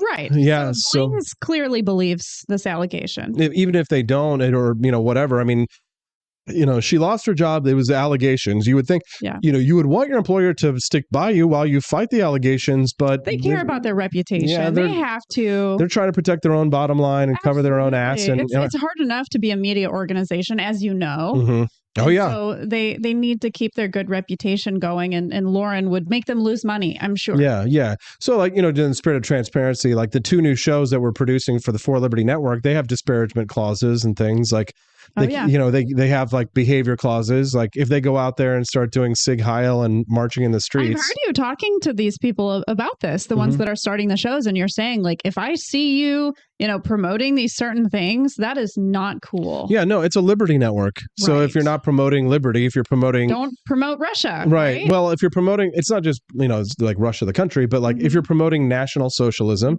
if you're promoting communism, that's opposed to the values that this network is established on. Right. And it's not to say that we can't have differences of opinions of things. We absolutely will, and and that'll be where the debate will be. It'll be fun, but we can't have like somebody on my network who's going to host a show can't host a show that's like Antifa is great and I love George Soros and we're globalists and we love big government and all that shit, right? And they can't be out there saying like, yeah, Hitler didn't actually kill the Jews in the concentration camps, but he should have, something like that. Right. It just really saddens me that someone like Lauren Chen would be capable of that. She seems like such a sweet, beautiful woman. And that's the problem. Deceiving. And you know what, Stephanie? I believe in the goodness of people, and I'm finding it hard to do that. Stephanie, I've been in this business for a long time. My entire life, my entire career. Yeah. I have worked in show business. My entire career. I've had brief stints of working, at like, toy store when I was first out of college and, a technology company for a little while before I got on my feet. But the beautiful woman, they call them honeypots. Okay. The beautiful woman is the honeypot, right? They're there to distract you. Nothing more effective than a beautiful woman who is spouting propaganda. Yeah. Well, beauty definitely distracts me, and I'm a woman. Exactly. So I can only imagine what men think. We value it.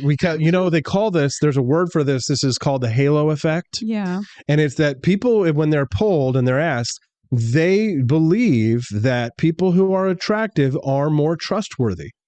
Oh, sure. And so it is the case why many sociopaths and serial killers end up being very attractive people. Right. Remember I told you the story about Ted Bundy, who had all these women showing up to he's a serial killer. He'd murdered women and like chewed on their corpses. They're so charming. Well, and then all these women had showed up. They were fans of his, would show up to the trial. He didn't do anything wrong. He's a good guy, blah, blah, blah. Right. And because they were all horny for him. Right. And this is a common phenomenon, right? Yeah. One, and that in itself is something of a more female phenomenon where for some reason women just love like dangerous men that are like prisoners and stuff. Oh yeah. The mysterious men. Yeah. That kind of stuff. Like there's a lot of women who write to prisoners who do commit horrible murders. Like they murder their girlfriend, they choke their girlfriend to death and beat them. Yeah. And like there are women out there who are like, oh my God, that's so hot. They're getting love mail all the time. Absolutely. Yeah. So there are some messed up people in the world. Yeah. And many of them are beautiful people. So I have kind of reverse precedence on things like that. The more to me, I have a reverse halo effect. The more attractive a person is to me, the more I think they're probably full of shit. And then then I also have that principle applied to something else. Whenever I hear something in the media, whenever I read something in the news, whether it's a newspaper or even if it's in a book, the more I want to believe it, the more whatever that information is confirms my biases, the more skeptical I am of it, typically. Yes. Because if I want to believe something, I can be tricked. I can be duped. Right. The more something confirms my biases, the more I'm going to give it scrutiny because I'm going to say, well, is this true or is this true because I want to believe it? Mm-hmm. Right. And then run with that. And we're all guilty of confirming our biases. And there is an evolutionary reason for why humans have developed such strong confirmation biases. Right. But what Lauren Chen has been saying is not exactly confirming my bias. Well, it was confirming mine because I've been paying attention to what she's been saying.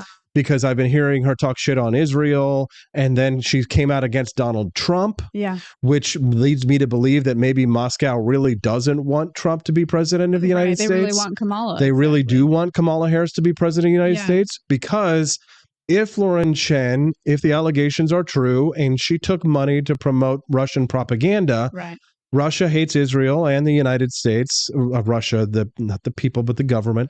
And they want to spread propaganda and disinformation here in the United States.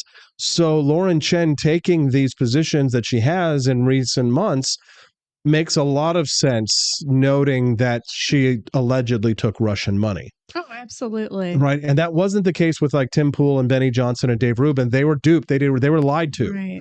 Allegedly by Lauren Chen and her husband, right, misleading them about that, and she's probably going to be sued into oblivion, and she may have criminal charges as well. But we have to ask ourselves, and Stephanie, this is really a big thing. And now that we have a nice big audience this morning. I'm glad we get to talk about it. And I'm grateful you guys are all here and I get to, share my family with you. My little daughter will come on set here in just a few minutes. She's still sleeping, thank God. You guys have to be so careful about who you trust. Just like, the thing is, like, I build this studio environment like it is. Like, Scott built the studio, but I built all the equipment, all this kind of stuff. I want it to lend an air of credibility to myself. I think I have credibility, and I think I've proven and demonstrated my credibility over my career. You probably don't know much about me, but you could find out. Don't read the Wikipedia page; it's all lies. But to 20 years I've been in this business, and if you ask around about Austin Peterson, you might hear some people hate me, some people love me, but I think even like people who like don't like me would say that I strive to be credible and I strive to be deliver. You're very consistent. I'm earnest. I'm a sincere. I'm not going to call myself a patriot, but I consider myself to be patriotic, and I try and be honest, even when the honesty hurts me. If you call yourself a patriot, you're not really a patriot. Yeah. I think it's like giving yourself a compliment. You know what I mean? Like, I don't think you should do that, right? Yeah. I consider myself to be patriotic, but I'll leave that to others. Sure. So the thing is that like these cameras, like this beautiful camera and this new lens that we're using today, and we're streaming with the HDMI and my beautiful soundboard, and I've got my, my awesome phone, and I'm watching the comments, and like everything is very professionally produced, right? And I worked hard to make it this way, but it's to help lend an air of credibility. However, don't let that fool you when it comes to these influencers that you're watching and listening, because not everybody is what they appear. Yeah. The lesson of Lauren Chen is you have to be careful about where you're getting your information, because Lauren Chen is a Canadian Chinese person who doesn't use her real name. Right. Chen is not her real name. Right, exactly. And then starts taking all these weird positions that are like seem very out of character for her. Right. And it's not like she's a superstar or anything like that. She's not like, huge as an influencer really compared to like the biggest ones. And so Tim Pool is bigger than her. Yeah. And like the money comes in and all of a sudden their opinions change overnight about things. Beware the influencer. And I say that, with tongue firmly in cheek, understanding the irony of someone like me as an influencer. And what's different about us? This is what I'm starting to realize, because I've always been envious of these influencers that just get so popular. Oh, talk about this, Stephanie. Talk about this. Get so rich, they have so many followers. And I say, what's different about them? Why can we not get there? It's like we struggle every day. You struggle every day to try to just get your name out there, try to get, more rants, all of that. And I wonder, some of these influencers, are they really getting bad money? Unknowingly or knowingly? Because I don't want to say like Tim Pool got rich because of Russia, right? Like, I'm not going to make that allegation, but I just wonder, some of these people like Lauren Chen who get so popular, is it because they're getting money from a place that you and I would not accept money from? So, yes. So this was something else I wanted to say. I kind of mentioned it yesterday to those who were, influencer curious or thinking about starting their own show or doing something like that. Here's the thing, is that you will be approached by shady people to sell shady things, right? Been before. Absolutely. And you've turned them down. Yes. And Mighty Megatron, I see a Rumble rant. I will get to that in just a moment. R. Lacoste says, stop repeating the DOJ's narrative as is gospel. You say to be careful. Who do you trust? Do you trust the DOJ? No, I don't. And I've been very clear about saying that these are allegations against Lauren Chen. So they're saying that we shouldn't believe what's happening right now. Well, I can believe whatever the hell I want. Right. This is America, goddammit, and I'll believe whatever the hell I want. Yeah. And as long as this is America. It's going to be America first. I can have my opinions. This is my show. First. This isn't true. I hope Lauren Chen is a great person. Oh, I hope it's not true as well. I hope it's not true as well. But it appears to be, and in my opinion, if it is true, then she's absolutely should be ashamed, because she attacked other people for having dual loyalty, like between Israel, and then it's like she's from Canada. That's not disputed. She's not an American unless she became one, Chinese. Unless she immigrated legally, right? So Chinese, Canadian, immigrates to the United States, right? Like sus, right? And then accuses others of dual loyalty while allegedly taking Russian money. Okay, so I mean, like, I'm not supposed to point that And she out. does write for Russia Today, so there's some. She took money from Russia Today, and that reminds me back to the whole Adam Kokesh thing. Right. Is that, like, you have to understand, I have credibility in talking about these things because I was in Russia Today's studios. I know who these so people you are. Could be sus, Well, right? for sure, people did. People asked me about that, but I never took Russian money. Right. I never appeared on their network in exchange for money. I never had my own show on their network, and I always. Did they ever try to tell you what to say on their show? No. Were they ever like, you need to have these talking As a matter of points? fact, I think they thought that I was going to be like one of those type of libertarians Okay. who would spout their propaganda. Yeah. And they stopped having me on because I was so pro-America. And I was so pro-liberty, and I was also very efficiently deconstructing their arguments. Yeah. You can go back in the archives on YouTube and see me debating Tom Hartman, for example, with me just slapping the shit out of those commies. Yeah. And they didn't like it. And after a while, and then I wrote articles exposing many of them for their actual dual loyalties, because many of these young Americans who were just looking for a job in journalism, any job they could get, Right. would go and take government money, Russian government money, to go and do this. And I'm like, you guys, here's the thing, free speech or no, maybe they'll say, oh, they didn't tell me what to say.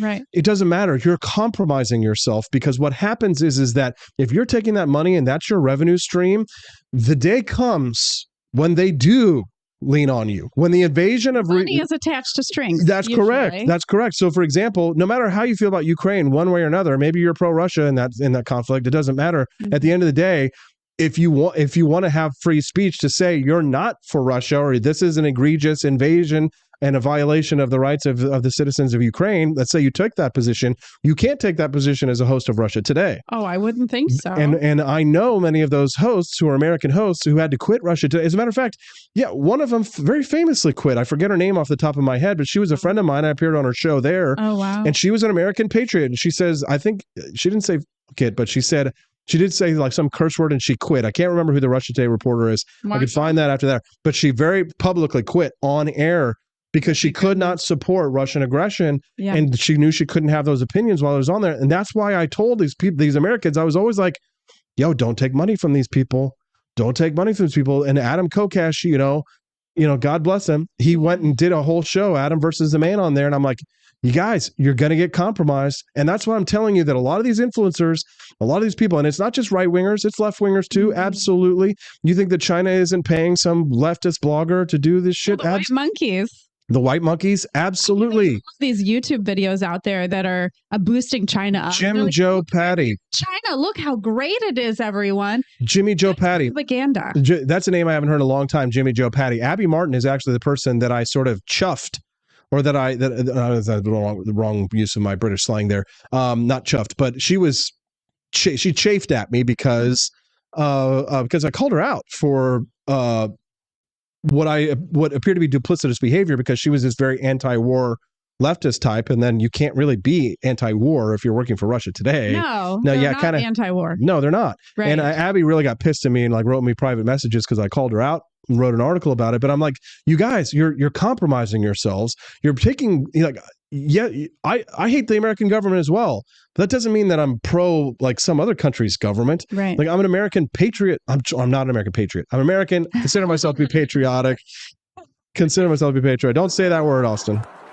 Patriot is off limits, except when we're calling Thomas Jefferson a patriot. Dual loyalties, right? So you have to question everything. And yes, do I question the DOJ? Absolutely. Could these charges, these indictments be bogus?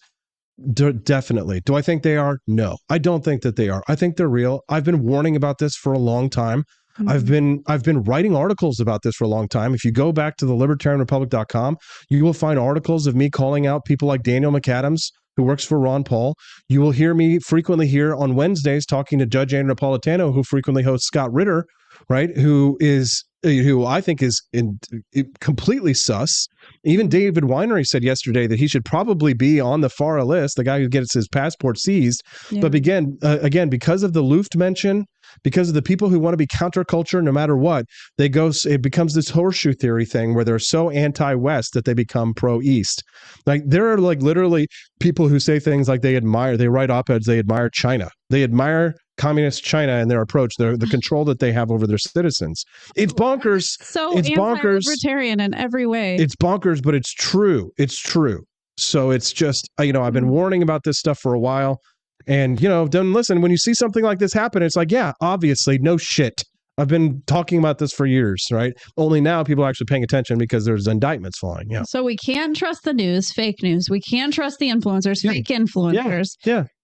How do we know who to trust anymore? Just by watching the Wake Up America show. Right. Yeah. Only trust the Wake Up America show. Isn't that convenient?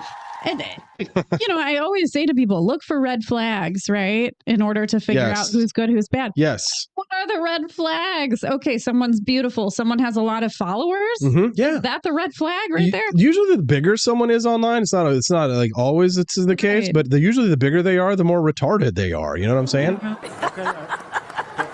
Because think about it, right?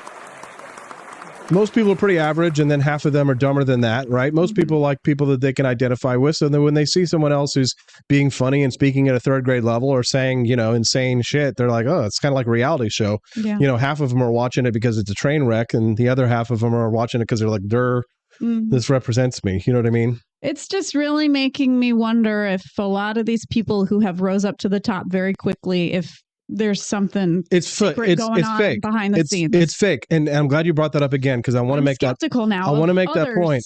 I want to make that point. It's something that you understand. I didn't get to say it earlier. Thank you for reminding me. If people who want to get into the influencing business, if you see people who are bigger than you, who have huge accounts or something like that, some of them got there because they earned it.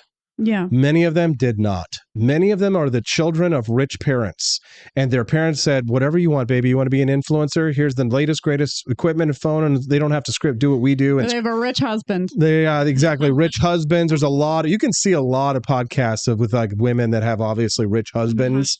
Right. And they can afford to do all the stuff. Crunchy granola mom videos where it's like their husbands just take care of everything. Right. And they're completely rich. Wish I could do that. R. Lacoste, he says, don't be offended by my comments. I'm definitely not Lacoste offended. Nothing offends me, dude, other than communism. And Mighty Megatron said something, right? Yes. Did we get to that yet? Yes. Lacoste says, if a DOJ had arrested a leftist through these charges, I might feel like it. You're awake to the infiltration of CCP in Canada. No, for sure, Lacoste. And we're glad to have you here, bud. Yeah. For sure. And the first time that trust me, I'm an acquired taste. So if I come off as off-putting a little bit, don't run away and hang out with us. Mighty Megatron said something, I think, similar, right? But Mighty Megatron gave a rant, I think, earlier. Right. But really, yes. And thank you. We'll get to it. And we're going to get to the rants because we're going to do a giveaway before the show's over. But just remember that a lot of these people who are influencers are fake. They don't have an audience. It's not like us, right? Where you got like Quest Fanning and Joni Rankin, and we have real followers. Like, we may not be the biggest in the world, but our audience is real. Yeah. Oh, and I mean, we really do know people who buy followers. Yeah. Oh, yeah, for sure. Like you'll see somebody who has 1 million followers, take that with a grain of salt. Right. Like the sign that like somebody is like fake is that you'll see if they do like a live stream, they're like nobody is watching it. And then they'll have like 1 million followers on Instagram or something like that. And you're like, and then they'll have like bots in the comments and stuff a lot too. You can tell if the comments are fake or not. Right. Based on how these people are responding. Right. So a lot of these influencers, a lot of the people that you really like, and if you think about getting the influencer business, just understand that like for the most part, like it's fake. There's this concept, I don't want to get into too long, but it's called dead internet theory. Did I tell you about this? No. Like where most of the internet is fake. Like a lot of the interactions that you see, like it's like, oh my God, they're doing it. They're using it for social proof. Yes, right? Which is very important. Right. If they're not directly advertising, where they're like actually spending real money to get more people to see something in order to buy the social proof, right? Because it's not really maybe merited to go viral organically on its own. Right. Then they will hire bots to get them the likes, to fake it. And then people are just like, they're so popular. Like, no, it's all fake. It's fake. We've seen the bot farms. Yes. The bot farms in China. Yes. Where they have all of these phones lined up side by side. And they're like, what is it? They're watching a video all at the same time to make it look like there's a lot of followers and viewers. And so they'll have like all different IP. They'll spoof different IP addresses and things like that in order for you to think that this content is popular. And foreign governments are doing it obviously as well. They're running these kinds of influence operations as well. I'm sure the American government's doing similar stuff. in foreign countries as well. So the point is, don't trust government and be skeptical of influencers. Stephanie, are you ready to give away some merch? Yes, absolutely. I might want to take these swim trunks myself. They're cute, aren't they? Don't take them away from me soon Yeah. enough. So the swim trunks are going to be gifted to people who have purchased or given rants today. Yes. So if you've given a Rumble rant, let me just check the YouTubes just in case, because I want to make sure that they didn't do any super chats because you could make it into a quilt if they don't fit you. Everybody who made a Rumble rant or made a tip donation today to the show is eligible to win the American flag swim trunks. Designed by AP himself. Designed by me. They're really cool. And so I'm going over to YouTube. We don't always have a big audience on YouTube. We don't really focus on that very much. But we do sometimes. I saw last week that somebody had given like $30 as a Rumble rant. I was really grateful. Those donations really mean a lot to us because we're a smaller show and we're feeding our family and trying to buy equipment. So we just want you guys to know how grateful we are. So it's fun to give a little something back right now. But let me just make sure that YouTubers hadn't made super chats because I want them to be involved in the. Oh yeah, we had Skip Mayfield over on YouTube. Yes. So cool. And he gave me actually a really good tip. He said one of the tenant people listed as commentator number 6 has been a pretty principled constitutionalist, ML Christensen. You might want to get in touch with him. I will definitely do that. I'm going to take a screenshot of that so I don't miss it. Skip Mayfield. Thank you, Skip. And you're also entered to win the American flag shorts. Just an FYI, no, I don't want you guys to be too disappointed when you hear that the American flag shorts are an extra small. So, you may not be able to wear them, but you can give them away. They're stretchy. Yeah. Yeah. So, and thank you to like Dash and Ron and Dana Wagner and Skip Mayfield and Legacy Zach and Romina DeRosa and others who are over on YouTube for hanging out over there. I know that you guys don't want to be with us on Rumble, even though it's cool. Even though it's the coolest. I used to be on YouTube exclusively. So thank you guys. I get it. YouTube hates us and doesn't promote us and suppresses our content and demonetizes me. Mm-hmm. Rumble's where it's at. And we've got 1,500 people over on Rumble. What's up? What's up? Yo, we love you. Thank you. Click like and follow. All right. So, Stephanie, I'm going to pull up the list of names. And we got Skip Mayfield in there. I'm going to just choose this at random, along with the people who have made Rumble rants this morning on the show. And we're going to gift away those shorts to this morning.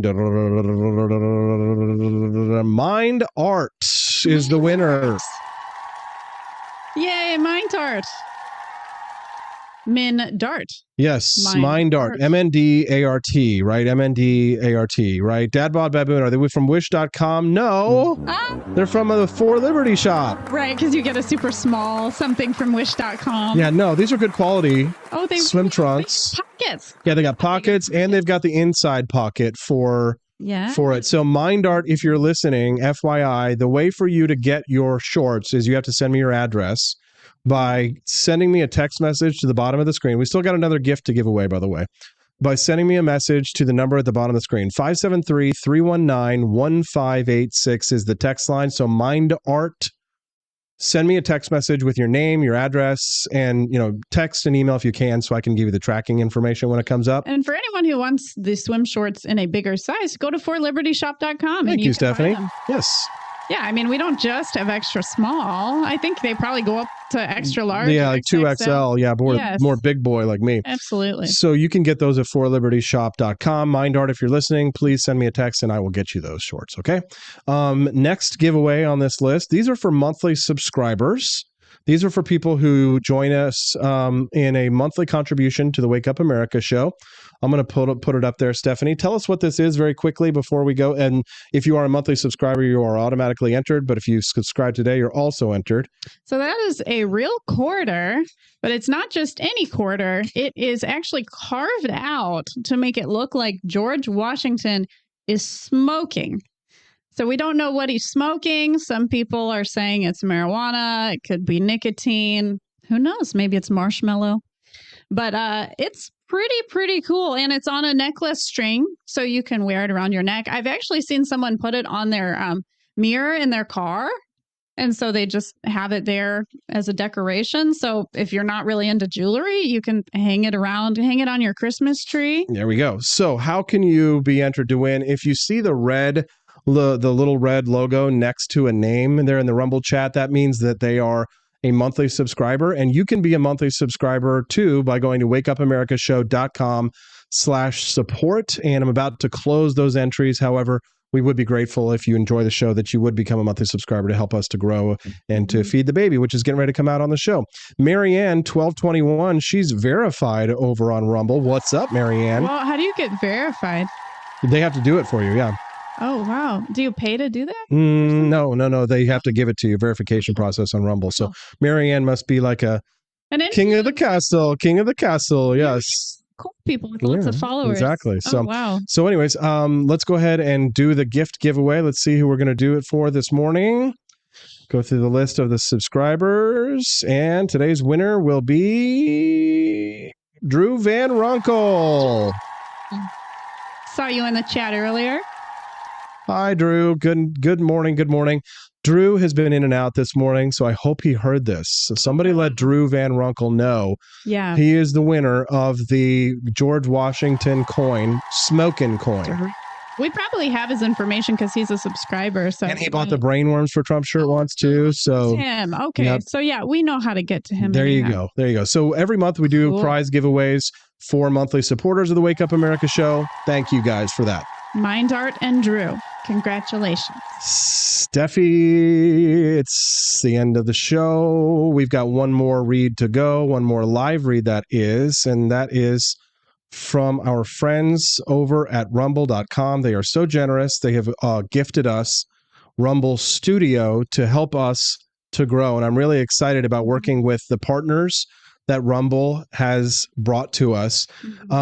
Today, they've invited me to talk to you a little bit about wealth and traders agency. Do you think insiders have a massive unfair advantage when it comes to building wealth? Like we were talking about with influencer earlier? Well, you're right. Representative Rick Allen had made trades in Johnson & Johnson while writing prescription drug price legislation. Little bit of insider trading perhaps on Congress's part, right? For example, like a lot of people actually follow Nancy Pelosi's stock trades as like a strategy. She trades better than Warren Buffett. Is she a day trader, I wonder? Well, not a day trader, probably. She probably has somebody doing it for her. She just financial planner. She just calls and says, "Hey, we got the bill passed, so buy, get the stock, whatever," right? So Congresswoman Sydney Axne was trading Wells Fargo stock while she was on the committee investigating Wells Fargo. Oh, isn't that interesting? What a coincidence. Yeah, Nancy Pelosi has an annual salary, by the way, of $223,000 a year, but her net worth is $160 million. Is she getting money from Russia? Maybe. These people use their positions to trade for outrageous profits, but they have to disclose their trades in an obscure database, and now the database is available. So Ross Givens, he's a former Wall Street vice president, and he left Wall Street to help regular Americans build up their own portfolios, and his strategy is basically the Nancy Pelosi strategy, right? And his trades have been doing very well compared to the rest of the market. So it's the whole follow the inside traders who are writing laws strategy. Ross apparently just did this massive trade that was made by a very important person, and he's going to give out a copy of that trade so you can see what it would be like to work with him. You can get access now to that. And Traders Agency, if you click on the link that has popped up from Rumble through Rumble Studio, thank you very much. So he's going to do a free webinar, and then he's going to show how you can track those trades yourself. You can get access now to Traders Agency. Thank you very much to Traders Agency and to Rumble Studio for helping us to make that happen. And we're grateful. Right. That's even legal. Yes. To be able to see other people's trades. And just an FYI, for transparency's sake, we do get paid to read those commercials. Yes. Right. And that money does not come from Russia. It comes from our friends at Rumble. Yes. An American company who loves the American way. They're down in Florida. Down in Sarasota, Florida. So thank you very much to Rumble. Thank you to Traders Agency. And thank you to you guys. It's time to do what we've been wanting to do all morning. It's time to get that sweet, sweet bonus baby action. Stephanie, are you ready? It's the end of the show, but it's so time now, Stephanie. She needs to eat anyway. Yeah. Freedom Family Friday means that my wife, my brother, typically, who's not here today, and my beautiful daughter are with us on the Wake Up America show. So it's typically a day that we like to goof around, have a little bit more fun, and talk about lighter subjects. Today was a little bit more politics heavy because of all the things that are going on. And so if you are a regular on the show, you know to click that like button. If you're not, if it's your first time today, please do click the like button. And if you'd like to come back and join us, do so Monday through Friday, 7 to 9 a.m. Central Time. Come on over here. So we've got that nice wide lens. There you go. There you go. And since we've got an autofocus, Stephanie, I'm going to do something fun here. Here, give me the baby real quick. I'm going to show the audience, I'm going to give them a full... I'm going to give her close-up. Yes, up close-up, Mr. DeMille. Here we go. Hold on. See the baby. Right. Okay, Steffi, you narrate. She's wearing a new onesie today, Daddy's Sidekick. I've had to change her so many times recently because of all her little accidents coming from her mouth and down below. So she for sure still has red hair. And her eyebrows, it looks like she has no eyebrows, but they're starting to darken. She just has very light hair on her eyebrows. Whoa, yeah, it looks very vibrant. Ooh, yeah, it's focusing real nicely, that camera there on her hair. Oh. So she's been eating more and more. Last night she was a little bit colicky and we didn't know why. She just, she was having a moment. Okay. Do you want your chair back? Yeah. Okay. I'll finish while holding the baby. Okay. I can do this one-handed. Watch me. All right, we're going one-handed here. Thanks so much, guys, for supporting the Wake Up America show. When you support us financially like you guys did today, it just makes such a huge difference. Right? So I get a lot of anxiety sometimes running this business. What's going to happen? And when I have to make big purchases like the camera and then get more equipment out to the new shows and stuff like that, I get a little anxiety. But when you guys are so generous like that this morning, I can relax this weekend. Thank you guys. It means a lot because not only are you buying equipment to help us upgrade the studio, but you're helping us to feed this sweet little baby. Hazel, look at her with her eyes open. Isn't she pretty? Hey guys. Hi, baby Hazel. I have a voice for her. I think it's definitely a voice.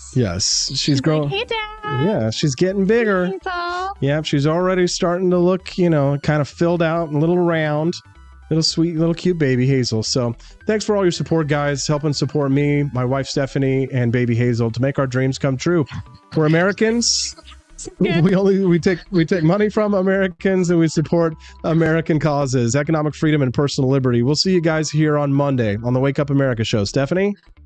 Be free. Be free. And don't forget, exit through the Grift Shop at 4libertyshop.com. That's the number 4libertyshop.com, guys. We'll see you on Monday. Commander relieved of duty after embarrassing gaffe went viral. A Navy warship commander has been relieved of duty after an embarrassing gaffe went viral. Voters yearning for a dictator is a danger to the country. As we approach yet another national election, it's vital to remember that the office of the presidency poses significant challenges. The candidates we choose are part of the issue, but the expectations placed on the position itself are even more problematic. Public expectations of the presidency often lead to dangerous expansions of executive power. Chief executives strive to meet these unrealistic hopes, thus posing a greater threat to balanced governance. A recent YouGov poll highlights that many Americans believe the president has total control over various issues. This perception is particularly strong among Democrats for domestic issues and Republicans for foreign policy and economics. Both partisan groups see the president as having near dictatorial authority over certain matters. However, Republicans are more likely to view the president as a near monarch, wielding vast powers. Despite claiming to oppose unilateral presidential actions, many Americans are willing to overlook checks and balances if their preferred candidate wins. This contradiction is reflected in recent AP Norc polls. In theory, Americans don't want a dictator, but preferences shift when it comes to their favored leader, leading many to support expanded executive powers. For example, 57% of Republicans in the AP Norc poll supported Donald Trump taking action without Congress or the courts. Similarly, 39% of Democrats felt the same about Joe Biden. Kamala Harris replacing Biden hasn't significantly altered Democratic support for expanded presidential power. The trend of growing expectations and resulting executive overreach continues. Historically, President Obama expanded executive powers significantly despite initial skepticism. His use of executive orders set a precedent for future presidents. President Trump built on Obama's precedent, especially during the COVID-19 pandemic. Joe Biden has also embraced executive power, prompting even his allies to urge caution. Gene Healy's updated book, The Cult of the Presidency, discusses how American politics has concentrated vast new powers in the executive branch, leading to dangerous governance. The concentration of power in the presidency is a threat to social peace. With political factions increasingly hostile toward each other, unilateral actions risk escalating conflicts. Healy warns that giving presidents more power could turn metaphorical civil strife into real conflict. The dangers of unchecked executive authority are significant in a divided nation. Surveys show that Americans want presidents to wield more power than they actually do. This desire for greater authority exacerbates internal division and friction. The solution is not a more powerful president, but a less powerful one. Decision-making should revert to Congress, the states, or the people to ensure that political decisions reflect the will of those affected. Overcoming the desire for an American dictator requires recognizing that different regions may choose to live differently. Balancing power is essential for the country's survival. When it comes to presidential politics, voters are often their own worst enemies. Addressing this issue is crucial to maintaining a functioning and balanced democracy.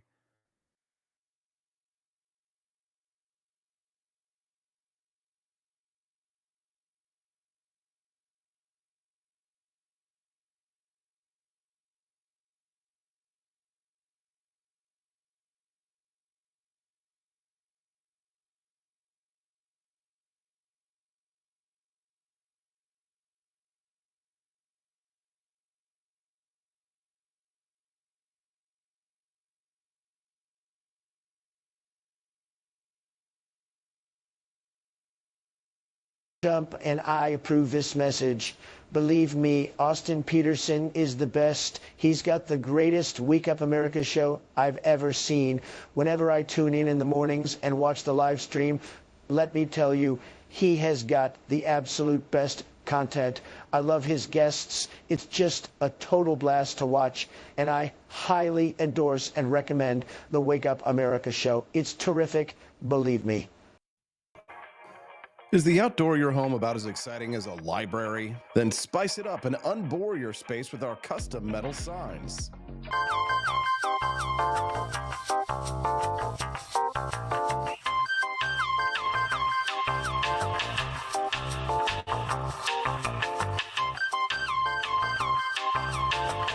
Welcome to a world of vocal discovery at Peterson Voice Studio.